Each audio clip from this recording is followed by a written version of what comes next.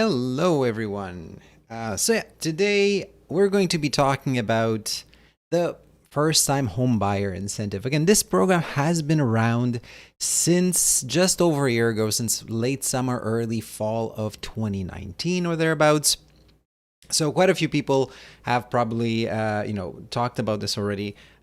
On a few occasions, it tends to be a question that I get asked quite frequently by my students. So I figured might as well have a short video explaining how this actually works and whether it's right for you. All right, so let's get started. All right. So obviously, first of all, how does the first time home buyer incentive actually work? So what are some of the main features of it? So now the stated goal. So by the way, in the video description down below, the very first link, that's basically what you want to check out if you want to see the detailed breakdown of the incentive straight from the CMHC. And basically, I pretty much summarize on the next two slides. I pretty much summarize what they're saying on this website over here, right? So their stated goal is to make it easier for you to buy a home, and it'll basically lower your monthly mortgage payments, because part of that original down payment or initial down payment is going to be coming from the federal government. All right, and you can get either 5 or 10%, and again, we'll see exactly in which situation one applies versus the other. So in essence, it's a shared equity mortgage between you and the government. So what is a shared equity mortgage? Again, it's fancy way of saying that the government basically starts co-owning the property with you. If they're giving you a 5% for the type of property that you're buying, it qualifies for a 5% only, and you want to take the 5%. At that point in time, the government indirectly owns 5% of your home. And if you're buying a new property, and we'll see exactly about the subtypes of new properties, and you choose to buy a property that is eligible also for 10%, you can choose between 5 or 10% at that point in time. If it's a mobile home, whether it's used or new or used, or if it's a resale for any other form of property, at that point in time, it's only 5%. All right, so we'll talk about that. So because the government becomes co-owner of your home, and in many ways, this incentive functions as a second mortgage of 5 or 10% on your home, basically, the government shares both on the upside and the downside. So basically, if the value of your home increases by, let's say, the long-term running averages are between 3.4 to about 3.7%, depending on the type of home you're looking, depending on the area. So you could easily say, 3.5% annually, like that would be sort of a normal rate, a price hike.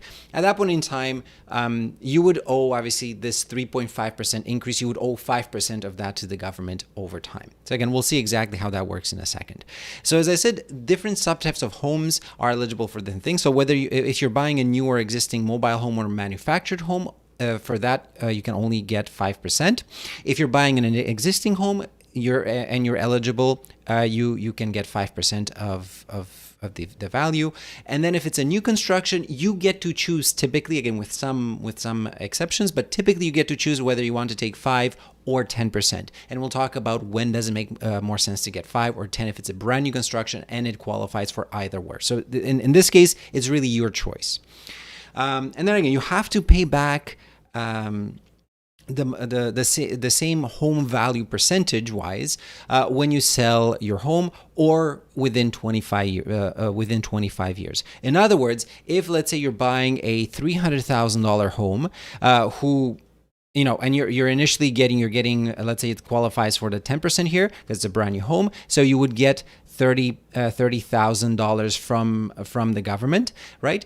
Then after those, let's say 25 years, the value of the home goes up to $600,000. So let's say it doubles at that point in time. You would basically owe the government 10% of this new value. In other words, you would owe them $60,000. In the meantime, you don't owe them a single penny in interest charges. You don't owe them a single penny in monthly payments.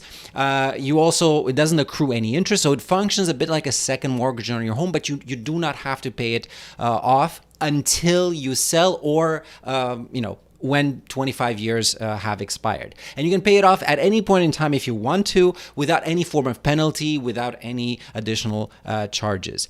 Now, because it does function as a second mortgage, and we'll talk about that in a second, there might be a few additional fees associated with your bank and broker when you're trying to basically close the mortgage and repay it. Because typically, your mortgage broker slash lender will charge you, depending on which province you're in, anywhere from about $150 to about $600. So by adding this second mortgage by the government, you would basically owe an additional processing fee when you're paying off the loan. But again, that's not the government charging you that fee. That would be your lender. And again, talk to them and find out exactly what the fee is, whether you're using a lawyer, a broker, or lender, etc., depending how it's structured. And again, we'll talk about that, actually right now. So who is eligible, right? So that's the type of, those are the type of, so here we're talking about what it actually is. So now who is eligible? Who can get access to this?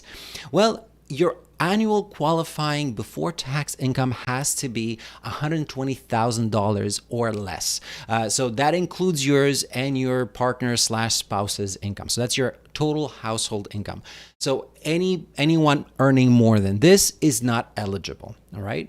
So it's really meant for average Canadians and especially for lower income Canadians. The total borrowing allowed is 5 times your annual income. All right, that's the maximum allowable. So if you're trying to you're trying to qualify for a home that is more than 4 times your annual income, so up to 4 times your annual income, you will not be eligible to qualify for this. Most brokers slash lenders out there will typically, in some cases, go even a bit beyond that, but will typically be okay with people borrowing about 5 times their household income. And if you're looking at places like Vancouver or Toronto, in many cases, brokers tend to be a bit more liberal with their exponentials here. So it's not uncommon to see people that get approved for 6 or even higher times their annual income. Again, that's the more times that multiple, the higher that multiple is, the higher the risk. Technically speaking, if you're ever buying anything that is 5.1 times or higher your price to income ratio that we talked about in previous sessions, this is considered extremely unaffordable. And again, technically speaking, lenders should not allow people to qualify for those mortgages. But if you're on the ground, in reality, in many cases, especially if you have a decent credit score, and especially if you have limited to no other debt to speak of, a lot of times they'll allow people that go beyond this. But again, to be eligible for the government one, at most is your borrowing is limited at this 4 times your annual income. Right? So that's a total borrowing. So, which means your maximum purchase price would be probably around $500,000 or thereabouts. I actually should say around, just because, again, depending on how you're interpreting this, and as I said, some lenders are a little bit more liberal with this. You could probably push it as high as about $599,000, just below $600,000. The reason for that being that if you're looking at 4 times the borrowing, right? So if you have, actually, here, I'll show you the last thing. I should have put it up here. So basically, you need at least 20% down. You need at most 20% down. So if you have more than 20% down, you do not qualify for this mortgage. So let's say you have 19.99% down, right? So if you have 19.99% down, if you're then doing the math, and let's say you're at the very limit here, you're earning $120,000 or $119,999, and you have 19.99% down. If you're running the numbers, it'll show you that at that point in time, you would be eligible for at most about $599,000 and change, right? So, but yeah, roughly your limit is between $500,000 and $600,000 really for the purchase price of the home, and the borrowing itself can be at most 4 times your annual income. So if your annual income is $120,000, 4 times that is $480-ish thousand. So there you go. All right. So you and your partner, your partner slash spouse have to be first-time home buyers. Again, this is meant for first-time home buyers. Now, the important thing to understand here is that most people, when they think, in common language, if you're saying first-time home buyer, you're thinking, oh, that means I've never owned a home. And definitely that's part of the definition. However, legally speaking, for the government and for the banks to consider you a first-time home buyer, people that have been previous homeowners, if there was a breakdown in your previous relationship, so maybe you went through a separation, a divorce, or a breakdown of your common law relationship, that also and as a result, you're no longer, you had to sell the home, or your former spouse kept the home. At that point in time, you are considered again to be a first-time home buyer, even if that only happened a few weeks ago. All right. So that's a little kind of one of the exceptions. Another exception is, even if both you and your spouse have already previously purchased a property, if you haven't lived in that prior property for at least for the previous 4 years or longer, then you're considered again as a first-time home buyer. So again, if you've never owned property, you're definitely considered a first-time home buyer, but there are those additional exceptions as well. So just because you own some property 20 years ago and you haven't owned any property in the last 10 years, you're actually eligible again to apply for this if you were interested in doing so. You also have to be a Canadian citizen, a permanent resident, or a permanent resident of Canada, as well as certain non-permanent resident individuals, or I should say PR, so I'm not sure, that was a typo, so non-permanent resident individuals, but that have a valid working visa, right? So yeah, if you're Canadian citizen or permanent resident, you'll be able to qualify, at least pass this check mark here. And then if you are a non-permanent resident, provided you're eligible to work and are currently employed in Canada, you should also be eligible for this particular program. So this should be PR, so non-permanent resident as well. You also must meet the minimum requirements, the minimum down payment requirements before the 5 or 10% gets applied here. So what are the minimum requirements? So keep in mind, when it comes to properties that are under $500,000, right? In Canada, CMHC insurance, for your mortgage to be CMHC insured. And by the way, in order for this to be eligible, again, you have to have less than 20% down. So it has to be a CMHC insured mortgage, or it can also be, if it's not a CMHC insured mortgage, if you're going with some of the secondary lenders, it has to be insured by some of the other private mortgage insurers, such as I'm trying to remember the name, Genco. I'm blanking. Let me just check real quick because I don't want to make up stuff. It has to be. I'm just checking here. It can be Genworth. So there you go, Genworth or Canada Guarantee. So again, this is the first link in the description down below if you want to read more about that as well. I'm just summarizing you basically what you can find on this website here. And then, CMHC, most mortgages are typically CMHC insured themselves. So, but if you have a non-CMHC insured one, then it might still be worth it, or it might still be eligible if it's covered by Genworth or Canada Guarantee, right? All right.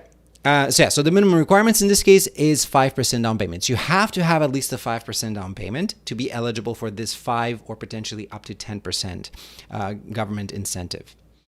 There we go. And then, yes, as I mentioned before, it has to be an insured mortgage and your down payment has to be below 20%. So now the downside of that obviously is you will have to pay CMHC insurance, whatever the CMHC insurance premium is. And we talked about that CMHC insurance premium in previous sessions. So you can just Google CMHC insurance premium table and you can find out, or again, I'll make sure to include the link down below to one of the sessions when I was talking about this and how it's calculated. All right. One of the downsides is you would have to pay that insurance. That comes out of your own pocket. This second mortgage from the government, as I said, you don't owe any interest charges on it. You don't owe any repayment for as long as you live in your home or after 25 years or up to 25 years. And then, you just owe them back whatever the relative percentage value of your home is. So if you got 5%, you will owe them 5% of whatever your home value is at that point in time. If your home drops in value, right? So in the previous example, I said, let's say you're buying a $300,000 condo or a $300,000 house, and it's brand new. So you qualify for the 10%. And you choose to go for the 10%. You don't want to have the 5%. So you choose to go for the 10%. And at that point in time, that would be $30,000, right? And if this $30,000, so that your home becomes, doubles in price over 20 years, let's say, or what have you, at that point in time, you would owe them 10% of that value. So you would owe them $60,000, right?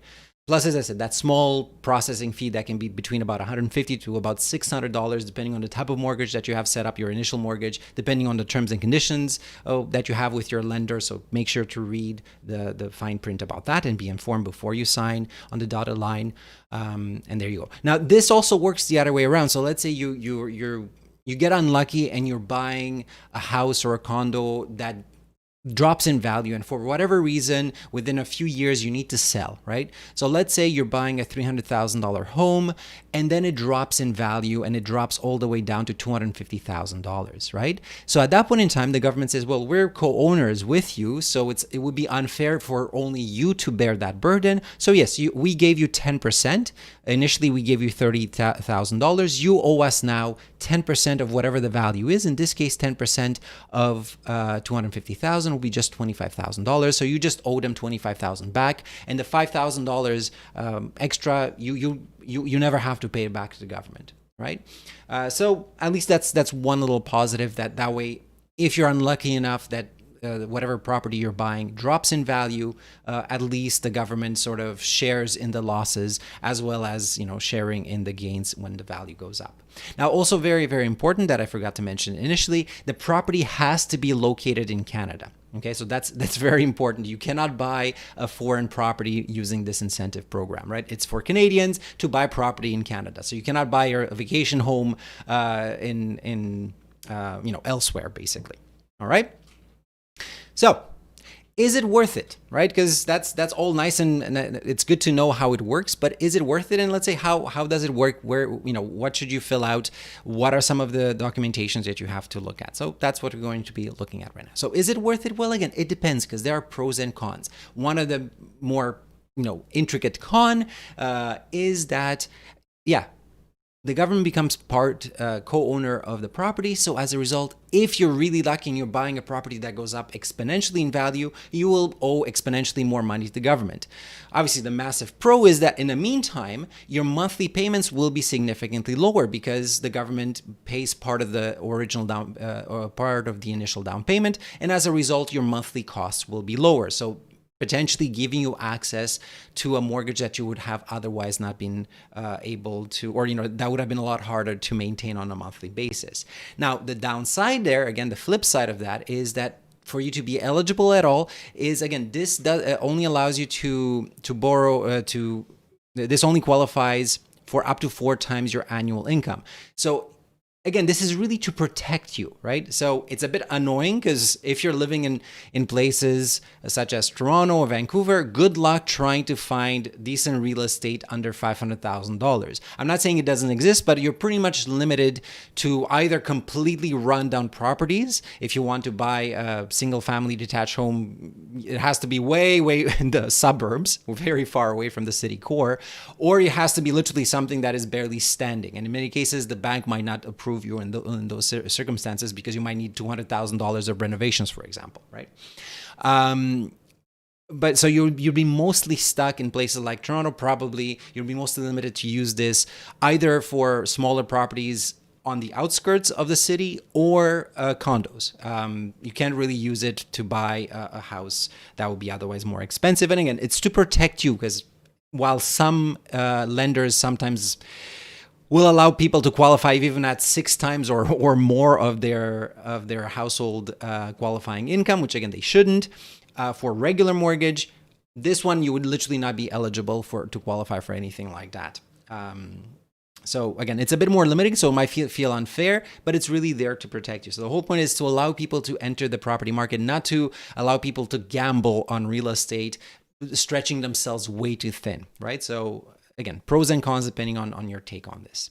So as I said, so is it worth it? Well, it depends. So ideally you would run your own numbers. So this is where basically the second link down below comes into play. This is the mortgage calculator that I've used in the past from GetSmartAboutMoney.ca. Actually, here, let me just copy this in the chat. I forgot to do that for the first one beforehand. So here you go. This is your second link. And the first link, I'm putting them in reverse order, but it's okay. You can figure it out.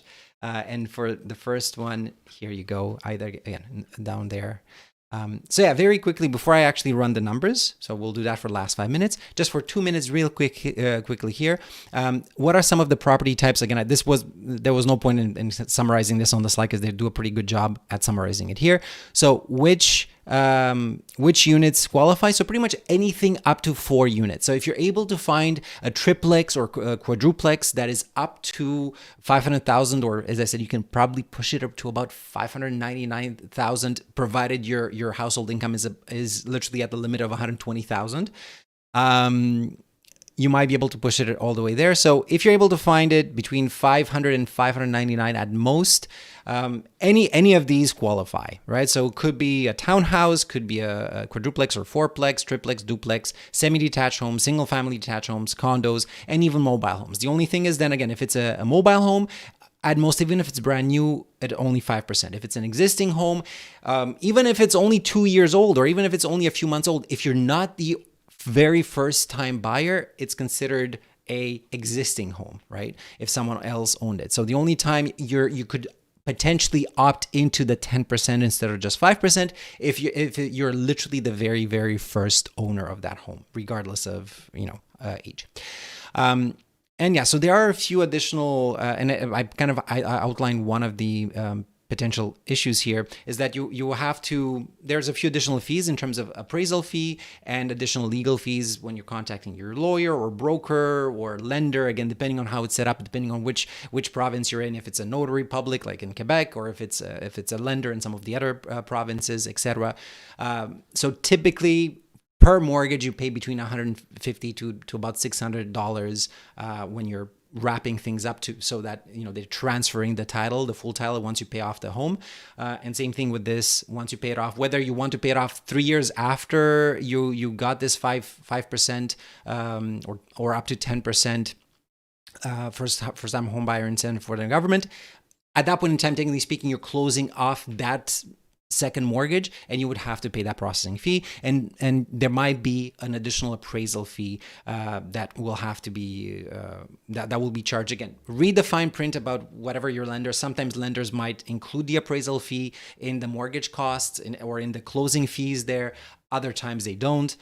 So yeah, you might be stuck with between 150 to potentially, if you also include the appraisal fee, up to close to $1,000 maybe in some cases, additionally per mortgage and whatnot. So that's just something to be aware of.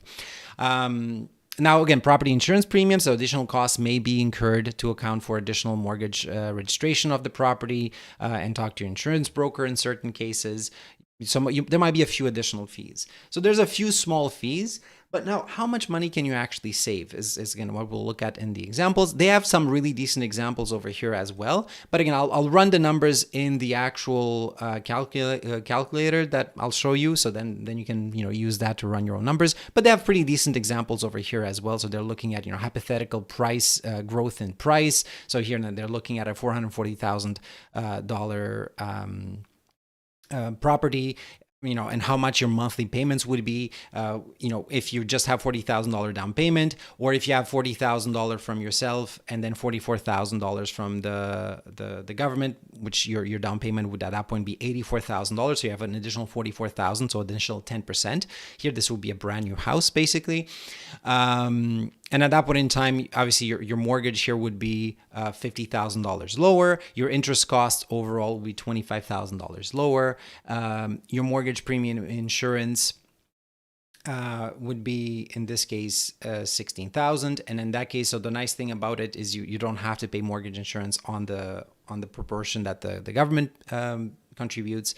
So that also lowers that. But again, the downside is if you had 20% down, avoiding mortgage insurance altogether, then you would not be eligible for this for this specific product. So that's kind of a downside. And then obviously here in their example, your monthly mortgage payment in this case would be $2,099, and then the other option would be $1,847. You're basically saving $252.44 every single month. You multiply $252.44 by 12, so that saves you about $3,029.28. I mean, specifically that's the amount. And then the question is, saving basically $3,000 per year. If the value of your property goes up by, $300,000 of over 25 years, how much are you saving? So if you're saving $3,000 annually over 20 years, that's $6,000 that you're $60,000 that you're saving, and then you would only owe an additional $30,000 to the government. So at that point in time, you're basically that works out for you. If, however, the value of the property goes up significantly higher. So if instead of keeping that annual rate of compounding or increase in property prices around 3.4, 3.7, 3.5%, which is the long-term average for properties in Canada, if it goes up by 6 or 7% or more, at that point in time, it's actually you'd be much better off just paying off that government second mortgage on your property a lot faster. That way you get to keep a lot more of the proceeds. But yeah, as long as it stays, the annual price growth stays below 6 to 7-ish%, depending on if you're taking a 5 or 10% down. It might be worthwhile, in terms of it actually saves you some money if the price appreciation is less than 6%, even accounting for those, few $100s in additional processing fees. And the last thing here, right? So that was this. Yeah, too many windows. Let me just reopen this over here. Here we go. All right, so how do you qualify? Well, to qualify for this, you basically need to go through these two PDFs. All right, so here's PDF number 1. Again, I'm in the description down below. I'm just going to include the main link, just because you're able to click and go from one to the other. So it sort of re-explains what I've told you in even more detail with more specific examples. And basically, how do you apply? Well, again, read through this. And then make sure you understand what it is that you're doing. You understand what all the features of it. Then basically fill out this document where if you and your spouse are applying, you sign this, right? So you literally just sign this form. So that's form number 1, and then there's also the second form, which is again the attestation and consent form here. Is that over there? So basically sign those two forms, and you submit these when you're doing your initial mortgage application with your lender, and whether you're working through a broker, through a lawyer, through a notary, etc. So this is typically when you literally just print these out on your computer, sign them, and then when you go to apply for your mortgage, you bring these, and then it is the lender that does all the kind of the back end work to apply for the for this program on your behalf to the government. And that's why you also have to pay those extra processing fees at the end of the day. So they actually do something. You're not just paying them $150 to $500 or $600 or whatever it is for nothing. They're actually doing something. Okay, so that's really pretty much the way it works. So now let's look at an actual example, and let's figure out if this makes any sense to you. And as I said, mathematically speaking, it's typically properties that are capped around $500,000. So let's say you're finding a property that is $400,000. All right. So keep in mind the minimum down payment for you to be eligible for this. You have to have the minimal required down payment, which in this case, because the property that is below $500,000, the minimum down payment in Canada is 5%, which is you need at least $20,000. Right. So if you don't have at least $20,000, you would not be eligible. for this program or any other program for that matter, right? Now, obviously, you would have to pay a mortgage loan insurance premium. To figure out the premium, again, you can, there's a number of websites that you can go to. I personally like to use the Rate Hub example, and again, we've seen this in previous sessions. So you can just check out their land transfer, banking, insurance, land transfer tax calculator. Where is it? I should have. I might include this link also down below, I believe.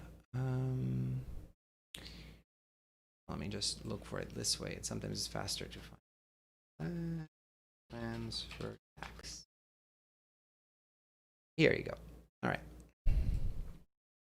Okay, so here you go, and I'm gonna put this in chat. All right, so you're looking at where you're buying. Last time I was using this example, I was giving a presentation to Carleton students, so we were talking about Ottawa house prices.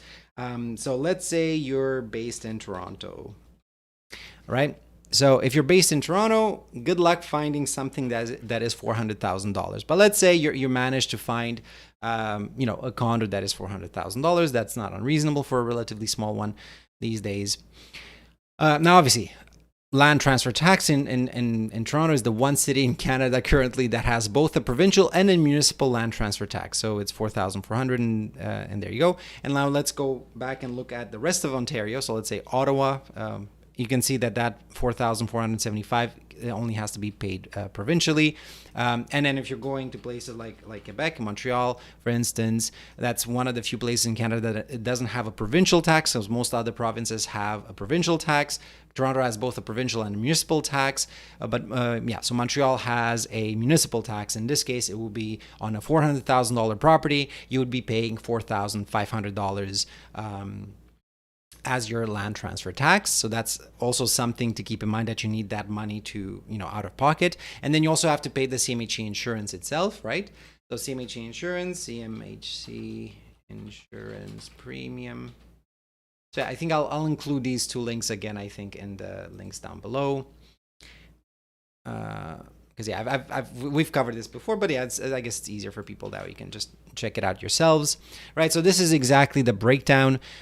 So if you're buying if you have 5% down, if you have less than 5% down, then it will be 4% of the mortgage amount. Sorry. If you have between at least 5% down, then it would be up to and including, up to and including 95%. So in other words, 5% down. If you have 5.01%, then you would only have to pay 3.10%.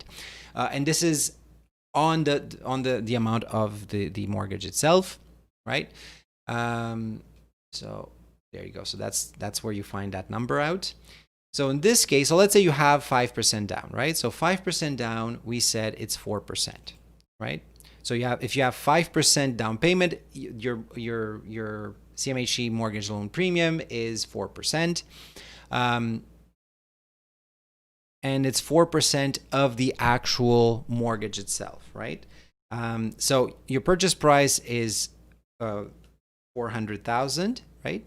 So with the down payment, that will be only $380,000. And let's say you're buying a brand new home that qualifies for the 10% or the 5%, and you choose to go with the 10%er, right? So at that point in time, the government will give you an additional $40,000. So your total down payment would be $60,000 at this point in time. But again, keep in mind that you need that additional $4,500 for the land transfer tax. That's not included here, and a few additional thousands as well to close the deal, and other closing costs that you might have to do, appraisal fees, et cetera, et cetera, et cetera. So keep that in mind. Okay. So at this point, you would have your total mortgage would be $340,000, right? $20,000 of your down payment plus the $40,000 from the government. So at this point in time, $340,000 multiplied by 4%, that gives you $13,600 would be your mortgage loan insurance. And you can see here that basically anything that has below 20% is you have to pay that insurance on. And keep in mind, you don't have to pay the insurance on the part of the loan or the part of the mortgage that you're getting from the government, right? So you don't have to pay insurance on that. Now, another little thing to keep in mind is that there's sales tax on the CMHC insurance. So there's, that sum is actually a bit, it's that plus sales tax. But anyway, so let's say you qualify for a 2%, or these days you can even qualify for probably a 1.7% or thereabouts mortgage loan, but let's say 2%, okay? And you're amortizing this over 25 years, right? You're going with kind of the standard amortization period. So that's over how many years do you want to pay off this total mortgage. And you're going with a standard 5-year term over here. So in this case, right, if your down payment would be, this way. So we said $60,000 down payment, right? There we go. So your total mortgage amount would be that, and your monthly payments would be $1,497 in this particular case, right? Because again, it's a very, very low interest rate and it's amortized over 25 years. And this is what happens, right? Now, if obviously, so 1,497, and then if your down payment was only 20 grand, so if you chose not to go with the government option, at that point in time, obviously, you would have to pay 4% on $380,000 instead of only on 340, so 380,000, right? Multiply by that 4%er.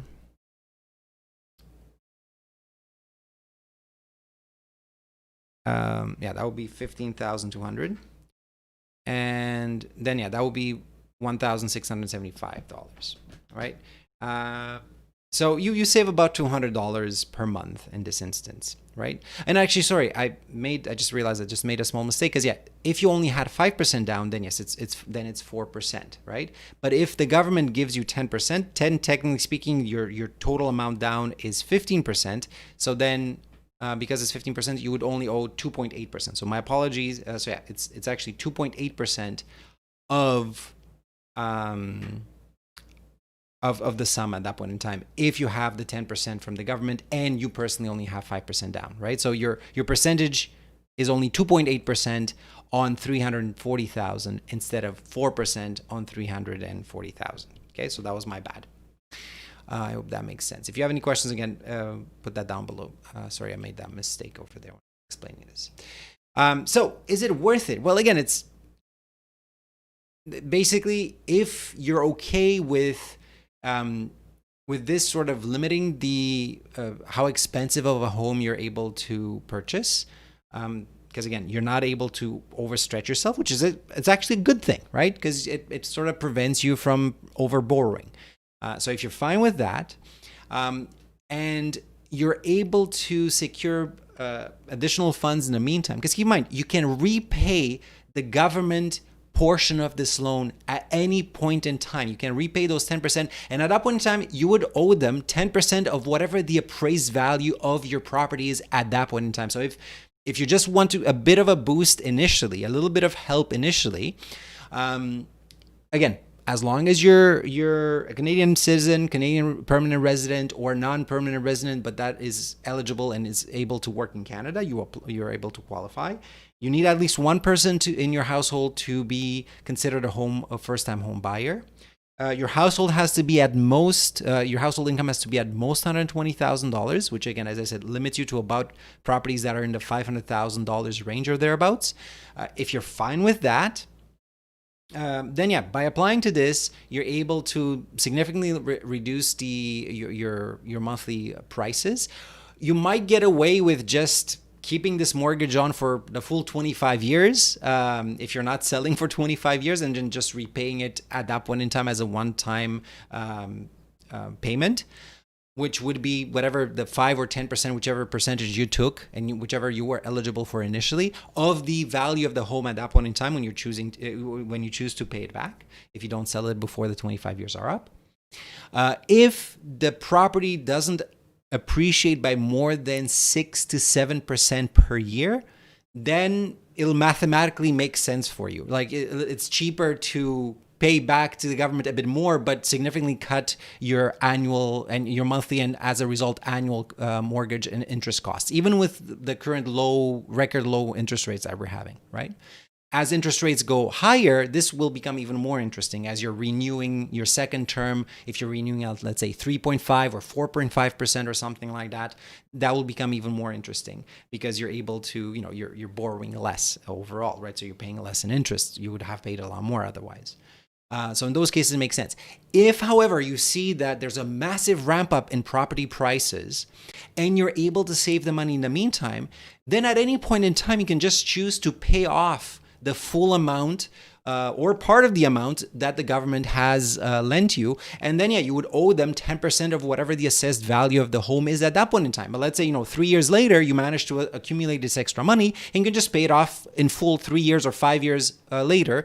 And then you can, you continue just paying off your regular lower monthly costs going forward. And then any future appreciation, you don't have to share the equity with the government anymore as soon as you pay them off, basically. So those are the instances where it makes sense. It would make sense. Again, if your dream house is a $700,000, $800,000, $900,000, $1.5 million home in Toronto, or if your household income is $121,000 or $120,001, you're unfortunately not eligible, and this program is not something for you. So again, those are some of the pros and cons. I hope that was relatively clear. If you have any additional questions, or if you want me to run any other examples, just type your questions down below in the description, or again, those of you that are in chat right now, I can wait maybe a minute or so if you have any questions straight in chat, and I can answer them if you want to right now. But otherwise, just type them down below. I'll be more than happy to answer any kind of clarifying questions you might have. All right, so I don't see any questions coming in right now.